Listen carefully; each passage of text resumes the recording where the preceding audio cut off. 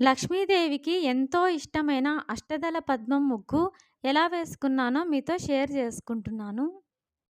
First మనం 8 గీతలు వేసుకొని, గీతలకి స్ట్రెయిట్‌గా 3 చుక్కలు పెట్టుకోవాలి.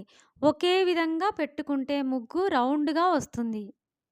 అన్ని వైపులా పెట్టుకోవాలి. ఈ ముగ్గును శుక్రవారం రోజు పూజ గదిలో వేసుకుంటే చాలా మంచిది. లైన్స్ అన్నీ వేసుకున్నాక ఇలా కలుపుకోవాలి గీతలను వీడియోలో చూపించిన విధంగా. ఈ ముగ్గును కలశం పెట్టేటప్పుడు ముగ్గు వేసి దాని మీద కలశం పెట్టుకుంటే చాలా మంచిది. పద్మం షేపు వచ్చింది. మధ్యలో పసుపు కుంకుమలతో అలంకరించుకోవాలి. ఈ ముగ్గును అష్టదళ పద్మం ముగ్గు లేదా లక్ష్మీ హృదయం ముగ్గు అని అంటారు. ఈ వీడియో మీకు నచ్చినట్లయితే లైక్ చేసి షేర్ చేయండి. దుర్గా హోమ్ టాక్స్‌ను సబ్స్క్రైబ్ చేసుకోండి ప్లీజ్. మరో